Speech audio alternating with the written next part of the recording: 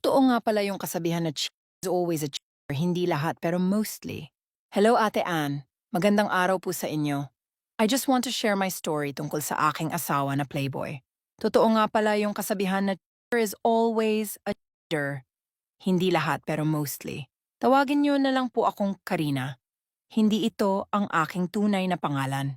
Ako po ay 31 years old at nagtrabaho sa isang canteen. Ang asawa ko ay si James, 47 years old, at nagtrabaho bilang promodiser sa kilalang kumpanya dito sa Davao. Nagkakilala kami ni James kasi na-recruit siya ng aking kaibigan na kasama ko sa bahay. Hindi ko alam na magkatabi lang pala yung inuupahan namin. Noong una hindi ko siya gusto kasi matanda na siya at malayo ang age gap namin. Pero hindi siya sumuko sa pangliligaw sa akin. Dahil na rin sa mga effort niya, tulad ng pagbibigay ng tsokolate at bulaklak, nahulog din ang loob ko sa kanya. Naging kami at so far, masaya naman kami. Feeling ko mahal na mahal niya ako. Makalipas ang 2 taon, nagdesisyon kaming magsama sa iisang bahay. Hindi nagtagal, nabuntis ako at nanganak. Mahal na niya kami ng aming anak at masasabi ko na perfect husband na siya kasi lahat ng oras at panahon niya ay sa amin ng anak niya. Hanggang sa isang araw na na-promote siya sa trabaho at kailangan niyang magtrabaho sa malayo. Noong una, okay pa naman, madalas siyang umuwi at tumatawag sa akin.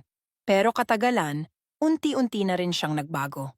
Minsan na lang siya umuwi, minsan na lang din siya tumatawag. At minsan galit pa kapag tatawag ako, sinasabing busy siya. Dito na ako naghinala. Pinuntahan ko siya sa bahay niya nang hindi niya alam. Pagdating niya galing trabaho, nagulat siya. Imbes na i-surprise ko siya, parang ako yung na-surprise kasi may kasama siyang babae. Dito na nagsimula, nagpaliwanag siya at pinatawad ko siya para sa aming anak. Akala ko magbabago na siya pero paulit-ulit niyang ginawa sa iba't ibang babae. Siguro ako na yung pinakatanga at manhid na babae kasi paulit-ulit ko siyang pinatawad. Hanggang sa ako na yung napagod at sumuko. Kahit konting pagmamahal para sa kanya ay wala na, kahit awa na lang ang natira. Wala na ring inis, puot at galit ang nararamdaman ko sa kanya ngayon. At heto siya ngayon, humihingi na naman ng huling chance. Dapat ko pa ba siyang bigyan ng chance? Gusto kong marinig ang advice niyo po, Ate Ann. Thank you and God bless.